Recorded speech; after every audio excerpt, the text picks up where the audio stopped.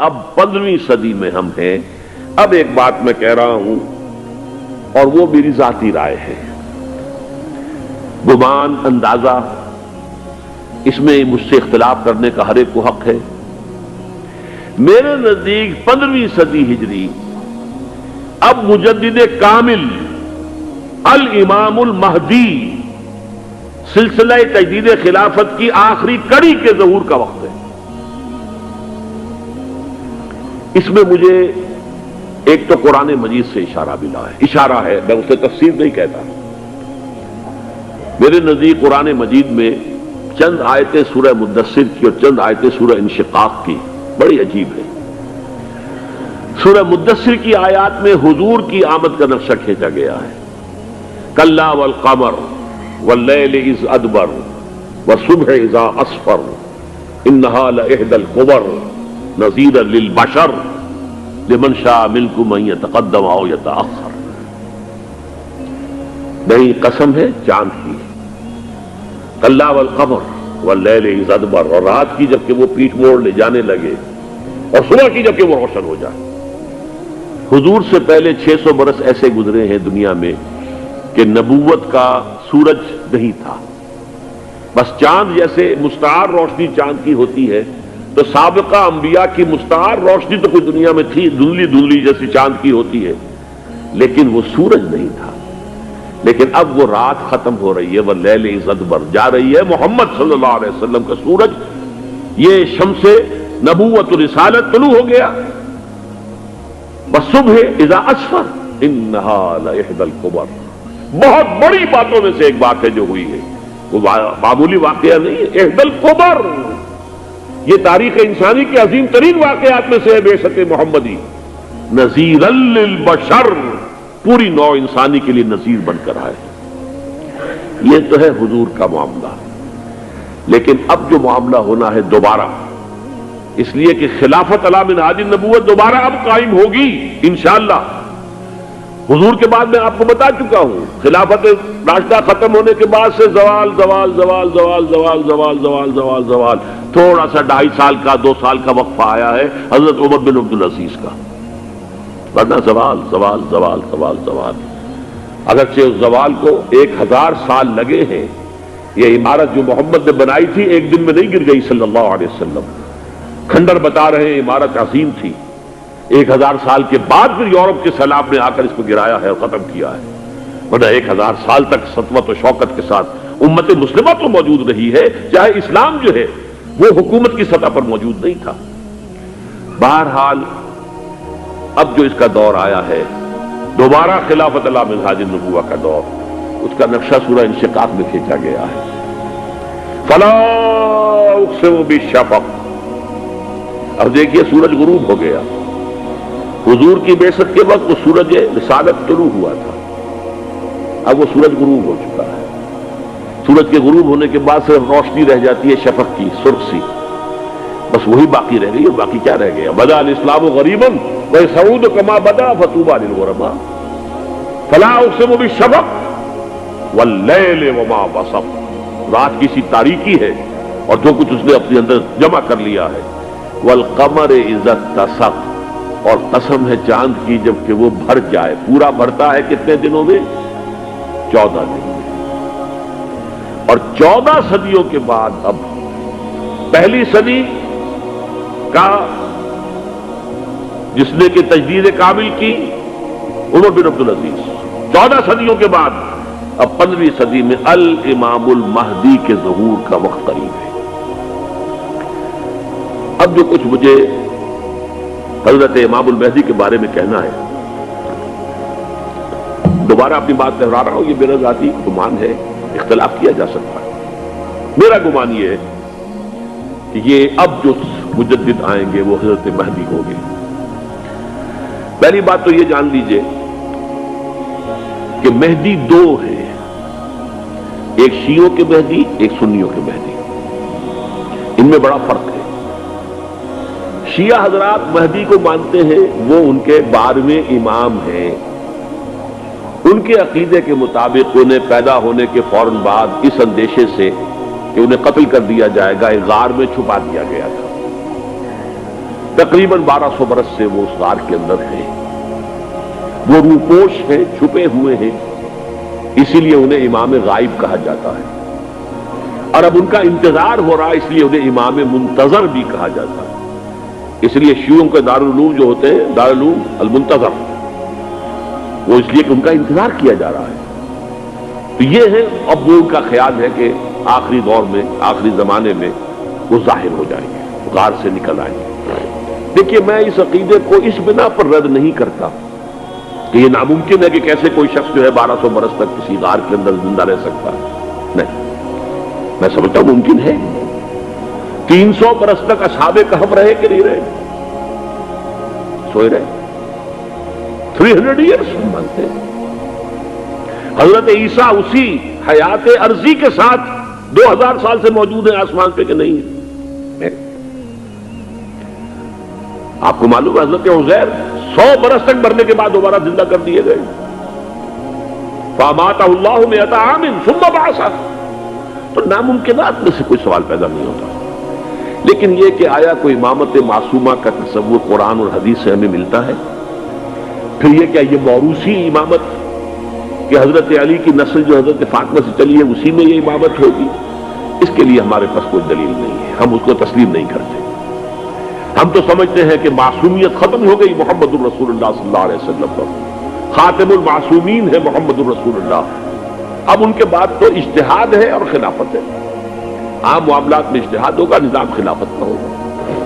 تو ہمارے نزدیک جو میں جس مہدی کا نام لے رہا ہوں وہ مہدی ہے جو ایک مجدد ہوں گے، جیسے کہ مجددین کے نام میں نے آپ کو گنوائے ہیں، مجدد الفسانی ہو، شاہ ولی اللہ ہو، سید احمد بریلوی ہو، شیخ الہند ہو، ایک ہوں گے انسان جو پیدا ہوں گے انسانوں کی طرح، عام طور پر اپنی عمر کو، پختگی کو پہنچیں گے، پھر وہ سامنے آئیں گے منظر پر، پھر وہ کام کریں گے، قیادت کریں گے، عرب میں ان کا ظہور ہوگا۔ دوسری بات یہ نوٹ کر لیجئے حضرت مہدی کے بارے میں، ہمارے ہاں احادیث کے جو مجموعے ہیں ان میں جو ٹاپ کے 2 مجموعے ہیں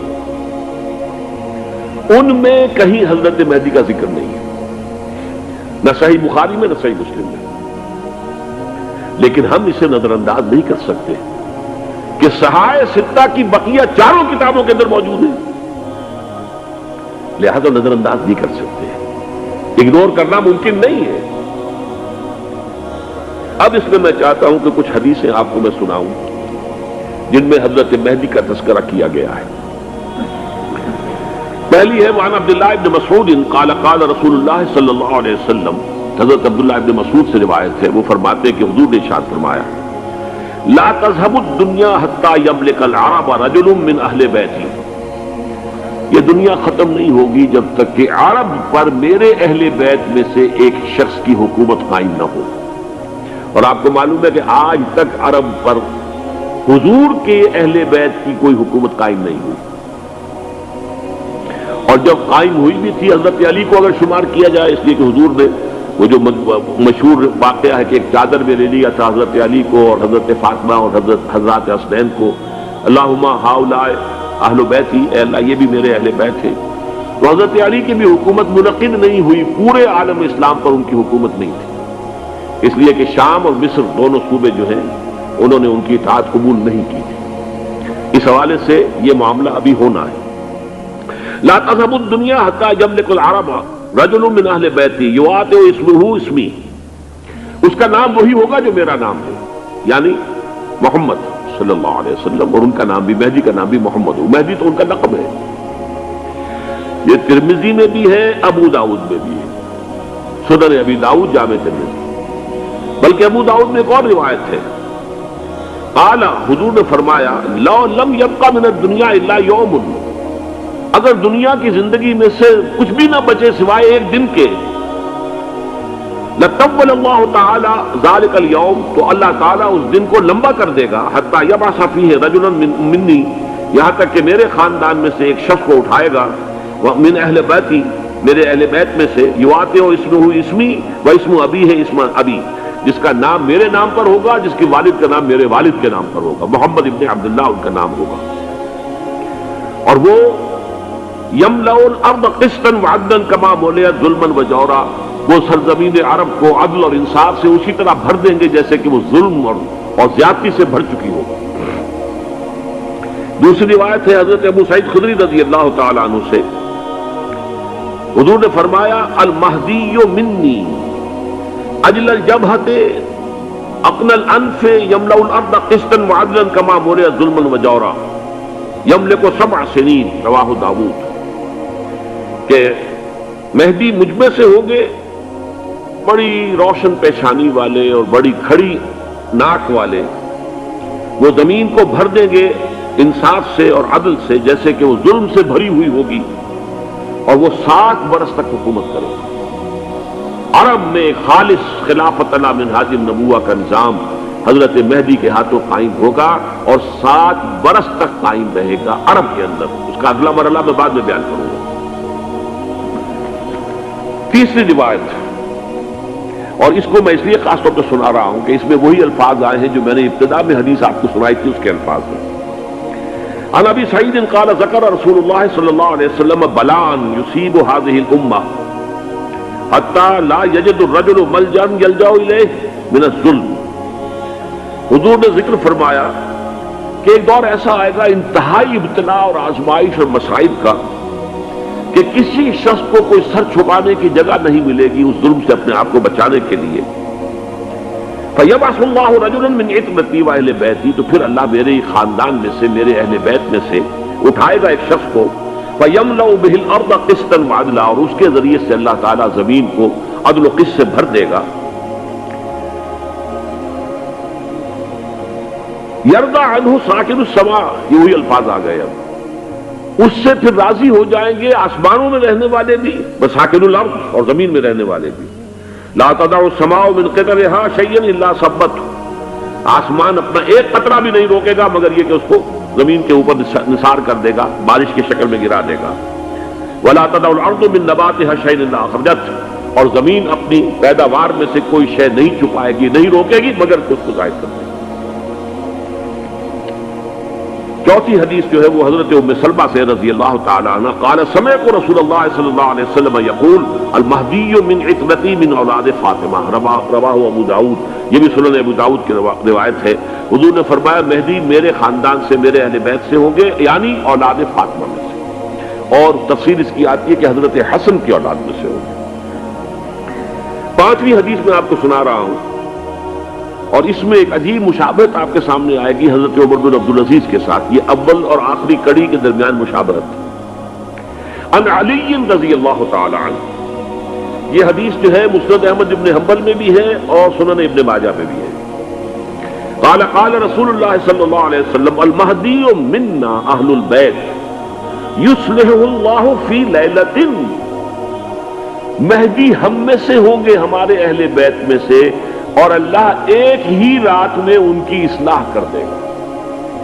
یعنی وہ پہلے سے کوئی زیادہ روحانی یا دینی کوئی اس سے افضل شخصیت نہیں ہوں گے، لیکن ایک ہی رات میں اللہ تعالیٰ ان کی سیرت و کردار کے اندر انقلاب عظیم برپا کر دے گا۔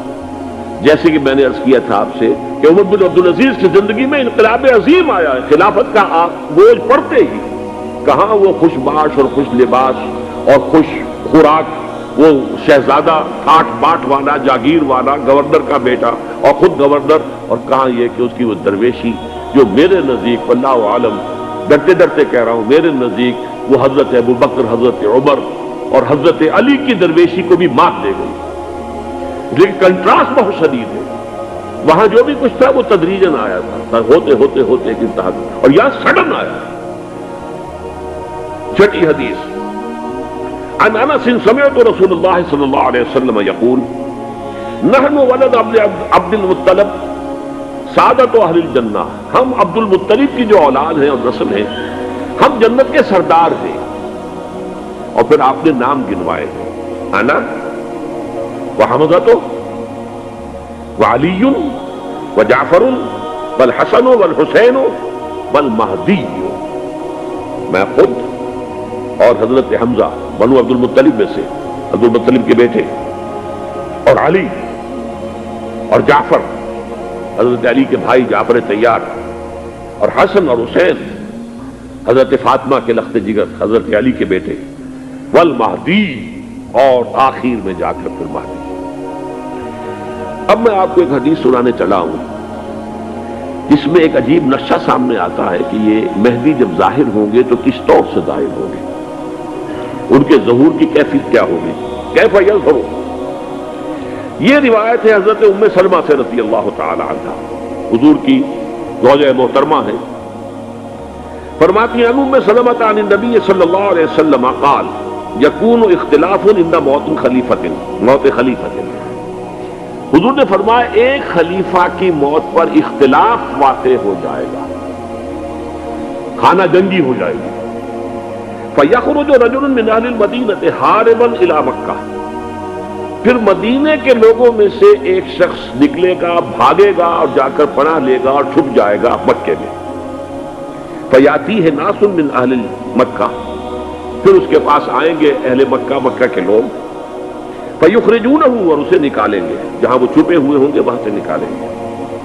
وَهُوَ كَارِهٌ، اور وہ بالکل اس کو پسند نہیں کر رہے ہوں گے، نہ وہ خواہش مند ہوں گے کہ ان کے وہ ہاتھ پر بیعت کی جائے، نہ وہ یہ چاہیں گے کہ وہ میدان میں آئیں اور ان کو جو ہے اپنا لیڈر مانا جائے۔ وَهُوَ كَارِهٌ فَيُبَايِعُونَهُ بَيْنَ الرُّكْنِ وَالْمَقَامِ، لیکن لوگ جو ہے پھر اصرار کے ساتھ ان کے ہاتھ پر بیعت کریں گے رکن اور مقام کے درمیان۔ رکن وہ کونا ہے خانہ کعبہ کا جس میں حجر اسود لگا ہوا ہے، اور مقام ابراہیم جو ہے، ان دونوں کے مابین جو یہ علاقہ ہے یہاں پر وہ بیعت ہوگی۔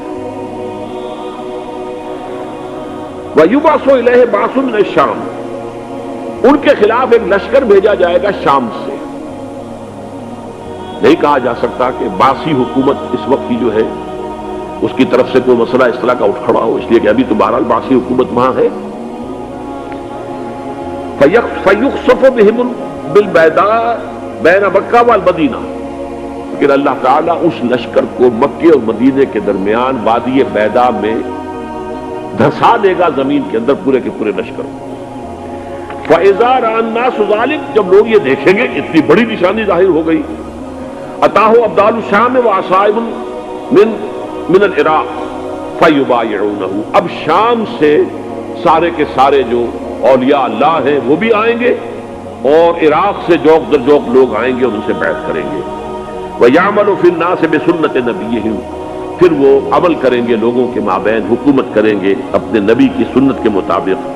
وَيُلْقِي الْإِسْلَامُ بِجَرَانِهِ، اور اسلام اپنی گردن زمین پر ٹکا دے گا۔ وَالْأَرْضَ فِي الْأَرْضِ، زمین میں۔ فَيَلْبَسُ 7 سنین، پھر وہ 70 برس تک حکمران رہیں گے، 7 برس تک حکمران رہیں گے۔ ثم یتوفا، پھر ان کا انتقال ہوگا۔ ویصلی علیہ المسلمون، اور مسلمان ان پر نماز پڑھیں گے۔ یہ جو میں نے آپ کے سامنے نقشہ کھینچا ہے، اس سے اب میں ایک نتیجہ نکالتا ہوں، اسے بھی میرا گمان کہیے، اختلاف بھی کر سکتے ہیں آپ، اگر اس کو وزنی سمجھے تو قبول بھی کر سکتے ہیں۔ وہ یہ ہے کہ میرے نزدیک شاہ فہد کے انتقال پر لا محالہ یہ صورتحال پیدا ہو جائے۔ ولی عہد وہاں ہے عبداللہ بن عبدالعزیز، امریکہ کو وہ پسند نہیں کرتے اور امریکہ انہیں پسند نہیں کرتا، یہ بالکل تشتش بام ہے۔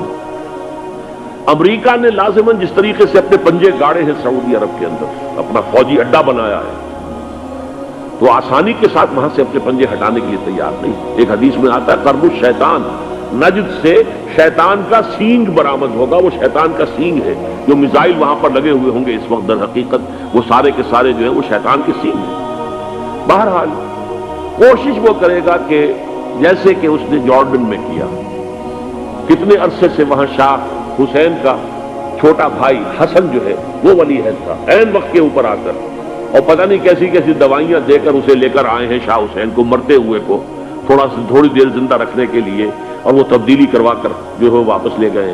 تو یہ معاملہ ہوا ہے، تبدیلی کروا دی، وہاں تو ہو گئی آرام سے، کوئی بات نہیں۔ بحرین میں بھی غالباً ایسا ہی معاملہ ہوا ہے، واللہ عالم، مجھے یاد پڑتا ہے کہ وہ چاہتے ہیں کہ ہمارا پسند کا آدمی آئے۔ اگر سعودی عرب میں یہ کام کیا گیا تو اس کا لازمی نتیجہ خالد نہیں ہو، اس لیے کہ وہاں کی روایت یہ بڑی سخت ہے، بڑی پختہ ہے۔ پھر یہ کہ وہاں جو ہے امیر عبداللہ جو ہے، جو وہاں پر اگرچہ سپہ سالار وہ نہیں ہے، کمانڈر ان چیف وہ نہیں ہے، کمانڈر ان چیف تو کوئی اور ہے، لیکن الحرس الوطنی جو ہے، نیشنل گارڈز، بہت بڑی فورس ہے وہ۔ اصل بیڈوین فورس جو ہے صحرا کے لوگوں کی عرب فورس، وہ در حقیقت الحرس الوطنی ہے، نیشنل گارڈ ہے، اور اس کا کمانڈر ان چیف یہ ہے امیر عبداللہ۔ تو لازماً یہ شکل جو ہے پوری ہو کر رہے گی۔ جیسے ہی یہ معاملہ ہوا شاہ فہد کے انتقال کا، تو یہ اختلاف ہوگا، خانہ جنگی ہوگی، پھر کوئی اللہ کا بندہ جو ہوگا۔ میرے نزدیک، میں آج سے کوئی 6-7 سال پہلے سالانہ اجتماع تھا تنظیم اسلامی کا راولپنڈی میں، میں نے اس وقت وہاں کہا تھا، اس سے ذرا اخبارات میں بھی کچھ وہ کنٹروورسی آئی تھی کہ میرے نزدیک امام مہدی پیدا ہو چکے ہیں، ان کے ظہور کا وقت قریب ہے۔ اور اس کی تھوڑی سی بات میں مجھے معلوم ہوا کہ جین ڈکسن غالباً نام ہے امریکن اس کا، جس نے یہ پیشین کوئی خبر دی تھی کہ 1962 میں عالم عرب میں ایک بچہ پیدا ہوا ہے کہ جو وہاں کا نقشہ بدل کر رکھ دے گا۔ یہ جین ڈکسن کی غالباً پیشن گوئی ہے۔ بہرحال مجھے اس کی پیشن گوئی سے کوئی دلچسپی نہیں ہے، میں تو جو احوال دیکھ رہا ہوں، یعنی اسرائیل کا قائم ہو جانا، اور اس کے بعد اب یروشلم کا مسلمانوں کے ہاتھوں سے نکل جانا، اور اب گویا کہ وہ الملحمۃ العظمیٰ جو ہے تلی کھڑی ہے، کسی بھی وقت جو ہے یہ جو ہے وہ لاوا پھٹ سکتا ہے، آتش فشاں پھٹ سکتا ہے۔ تو یہ تمام حالات ایسے ہیں کہ جن کی وجہ سے میں سمجھتا ہوں کہ ایک تو جو قرآن مجید کے اشارات میں نے آپ کو بتائے، 14 صدیاں 14 دن میں چاند کا پورا ہونا، والقمر اذا اتسق، 14 دن میں 14ویں کا چاند۔ اسی طرح اب یہ 14 صدیوں کے بعد یہ صدی جو 15ویں صدی ہے، یہ در حقیقت ظہور امام مہدی کی صدی ہے۔ لیکن یہ کہ امام مہدی کی حکومت قائم کرنے کے لیے کون لوگ آئیں گے؟ عرب جو ہیں وہ اندر سے کھوکھلے ہو چکے ہیں، عیاشی نے، دولت نے، پیسے نے، دولت، پیسہ، عیاشی، اس کی وجہ سے کھوکھلے ہو چکے ہیں۔ یہاں میں آپ کو 2 حدیثیں سنانا چاہتا ہوں۔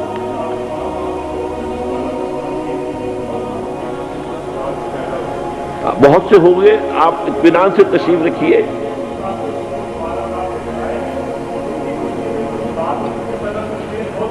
بہت ہوگی، بات ہوگی، آپ اس طرح صبر سے سن لیجئے۔ میں اب تقریباً اپنی گفتگو کے اختتام تک پہنچ رہا ہوں۔ سنن ابن ماجہ کی روایت ہے حضرت ابو ہریرہ سے رضی اللہ تعالی عنہ، قال قال رسول اللہ صلی اللہ علیہ وسلم اذا وقعت الملاحم بعث اللہ بعثا من الموالی هم اکرم العرب فرسا واجودہ سلاحا یوید اللہ بہم الدین، رواہ ابن ماجہ عن ابی ہریرہ رضی اللہ تعالی عنہ۔ جب ملاحم کا دور شروع ہوگا تو اللہ تعالیٰ اٹھائے گا ایک لشکر یا لشکروں پر لشکر موالی میں سے۔ موالی کون ہے؟ عربوں نے جب فتح کیا تھا اس پورے علاقے کو خلافت راشدہ کے دوران، اور پھر وہ لوگ جو ہے، ایک رائے تو یہ تھی کہ انہیں غلام بنایا جائے سارے آبادیوں کو، لیکن یہ کہ حضرت عمر کا اجتہاد تھا، اس کے مطابق ان کو غلام نہیں بنایا گیا، تو وہ موالی کی حیثیت رکھتے ہیں۔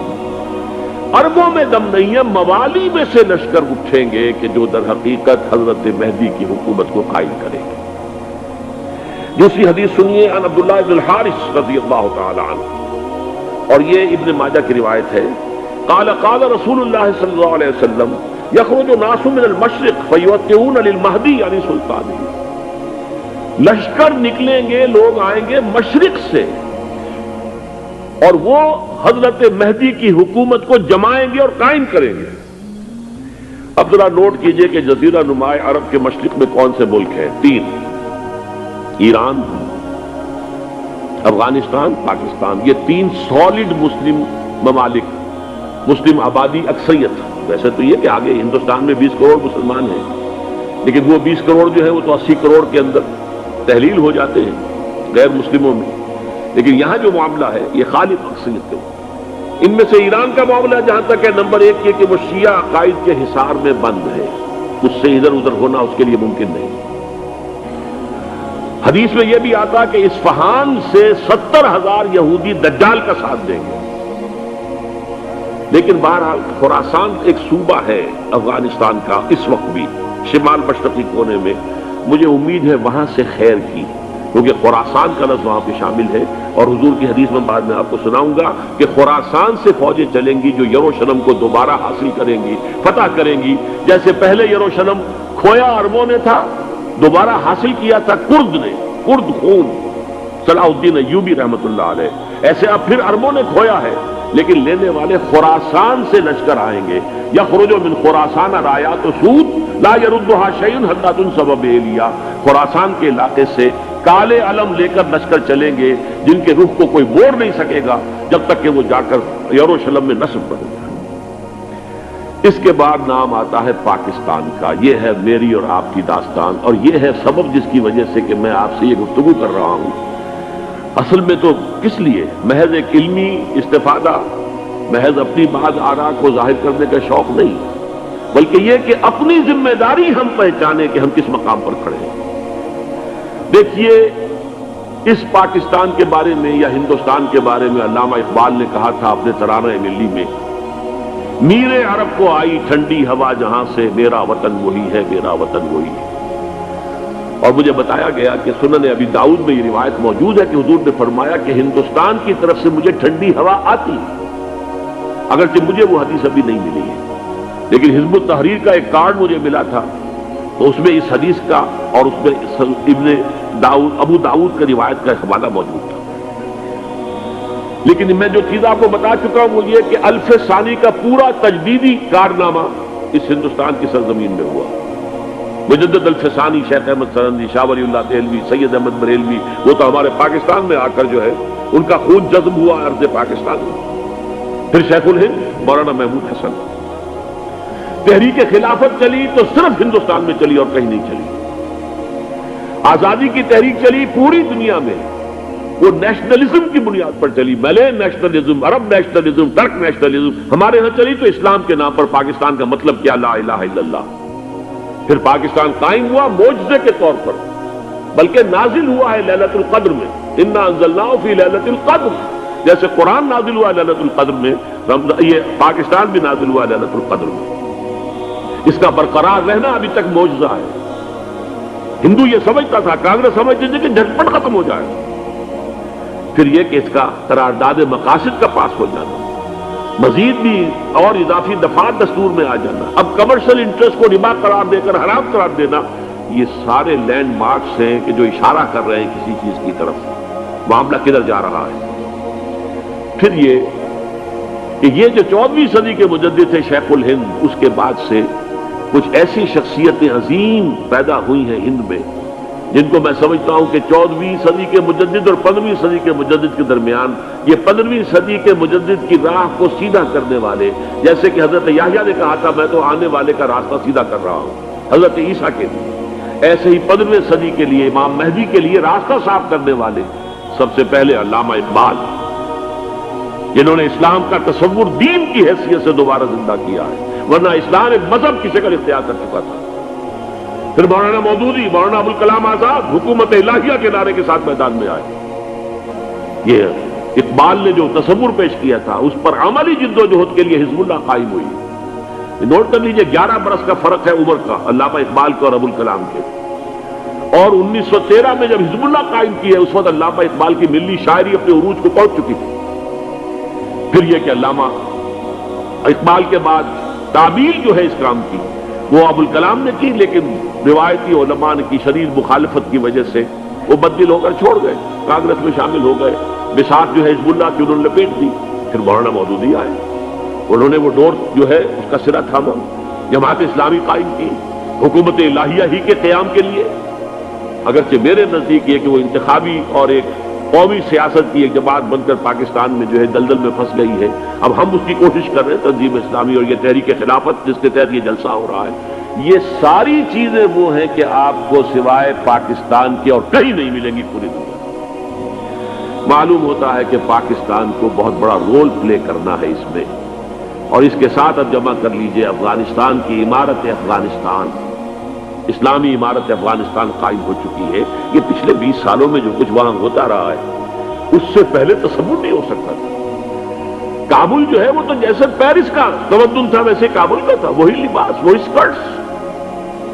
یہاں جب آئے تھے شاہ ظاہر شاہ سرکاری دورے پر تو ان کی جو ملکہ صاحبہ تھی ان کے ساتھ وہ سکرٹ میں ملبوس تھی۔ کابل جو ہے وہ بالکل ایک پیرس کی طرح کا شہر تھا۔ آج کابل جو ہے جا کر دیکھیے، علامہ اقبال کے فرزند بھی دیکھ کر آئے ہیں، تو اگرچہ وہ خود میں سمجھتا ہوں کہ خاصے انہیں آپ لبرل کہیں، آزاد خیال کہیں، لیکن اس درجے متاثر ہو کر آئے تھے کہ انہوں نے یہ کہا افغانستان میں جو میں نے حالات دیکھے ہیں کہ اگر 2-4 اور مسلمان ملکوں کے اندر یہ نظام قائم ہو جائے تو پوری دنیا مسلمان ہو جائے۔ یہ سب کچھ کیسے ہو رہا ہے؟ یہ آنے والے دور کی جھلکیاں ہیں۔ Coming events are casting their shadows before. یہ سب بتا رہے ہیں کہ پاکستان افغانستان کو مل کر اس میں کوئی عظیم رول پلے کرنا ہے۔ اور اس کے ضمن میں اب میں علامہ اقبال کے بارے میں آخری بات کہہ رہا ہوں۔ علامہ اقبال کے بارے میں عام یہ خیال ہے، انہوں نے اپنے خطبات میں مہدی کا اور نزول مسیح کا، حالانکہ میں کل پڑھ رہا تھا مولانا سید احمد اکبر آبادی رحمۃ اللہ علیہ کا ایک مقالہ ان کا کہ علامہ اقبال نے ابن خلدون کے بارے میں یہ کہا ہے کہ مہدی کا اور نزول عیسیٰ کا دونوں کا انہوں نے انکار کیا ہے، حالانکہ ابن خلدون نے نزول عیسیٰ کا انکار نہیں کیا، صرف مہدی کا انکار کیا ہے۔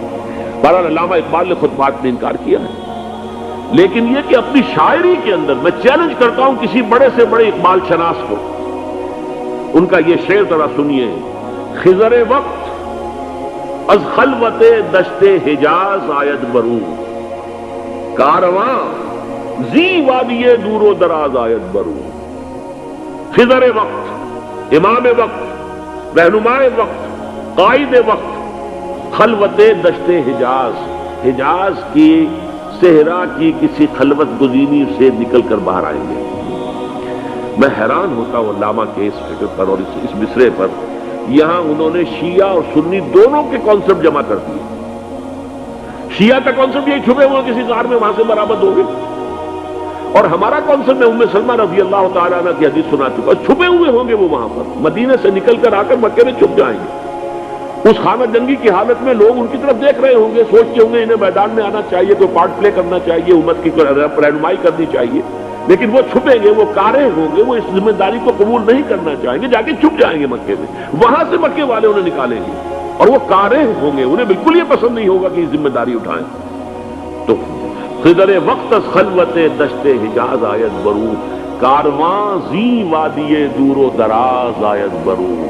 کارواں جو چلے گا ان کی مدد کے لیے اس وادی دور و دراز، اس عظیم وادی دور و دراز، یہ وادی سندھ ہے۔ وادی سندھ جو ہے ہم سمجھتے ہیں کہ صرف یہ پاکستان اور پنجاب جو ہے یہ اس میں شامل ہے، سندھ اور پنجاب نہیں، افغانستان کا پورا مشرقی علاقہ اس میں شامل ہے۔ جیسے دریائے جیلم سندھ میں جا رہا ہے، جیسے دریائے گلگت سندھ میں آ کر ملتا ہے، جیسے دریائے چناب اور راوی اور جیلم اور یہ سب جا رہے ہیں اور آ رہے ہیں، اسی طرح دریائے کابل کہاں سے آ رہا ہے، دریائے گومل کہاں سے آ رہا ہے، ٹوچی کہاں سے آ رہا ہے، یہ سارا جو ہے ڈرین جو ہو رہا ہے، ایسٹرن جو ہے پارٹ آف افغانستان، یہ سب وادی ہے۔ اس وادی کے یہ دو حصے ہیں، ایک حصہ جو ہے یہ ادھر پاکستان میں ہے، اور اسی وادی کا دوسرا حصہ جو ہے وہ افغانستان میں ہے۔ کارواں زی وادی دور و دراز آید برو، کارواں چلے گا یہاں سے، یخرج الناس من المشرق یؤتون للمہدی، یعنی سلطان ہی مشرق سے فوجیں چلیں گی کہ جو مہدی کی حکومت قائم کریں گی، اور یخرج من خراسان رایات و سود، اور خراسان سے سیاہ پرچم چلیں گے کہ جن کا رخ کوئی موڑ نہیں سکے گا، حتیٰ تنصب بیلیا، یہاں تک کہ وہ جا کر یروشلم کے اندر نصب ہو جائیں گے۔ حضرات، میں ایک میری گفتگو کا حصہ باقی تھا لیکن میں اسے چھوڑ رہا ہوں، اس لیے کہ گلوبلائزیشن جو اس کی ہوگی، جو خلافت علی منہاج النبوہ کی تجرید کامل حضرت مہدی کے ہاتھوں عرب میں ہوگی، اس سے پہلے اس کے لیے محنت، کوشش، جد و جہد پاکستان اور افغانستان میں ہو چکی ہوگی جو اسے سپورٹ کرے گی اور وہاں جا کر حکومت قائم کرے گی۔ اس کے بعد گلوبلائزیشن کا جو مرحلہ اس کا ہے وہ حضرت مہدی کے ہاتھوں نہیں ہے، وہ حضرت عیسیٰ ابن مریم ان کے نزول کے بعد ہے، جن کے نزول کے بعد دجال کا خاتمہ ہوگا اور یہودیوں کا استحصال ہوگا، مسلمانوں پر بھی بڑی تکالیف عربوں پر آئیں گی، شدائد آئیں گے، لیکن یہ وہ میں حصہ جو اپنی گفتگو کا آج چھوڑ رہا ہوں اس لیے کہ میں دیکھ رہا ہوں کہ بعض حضرات کا صبر کا پیمانہ اب لبریز ہو رہا ہے، تو میں اس حصے کو پھر ملتوی رکھتا ہوں کسی دوسری محفل اور کسی دوسری مجلس اور نشست پر۔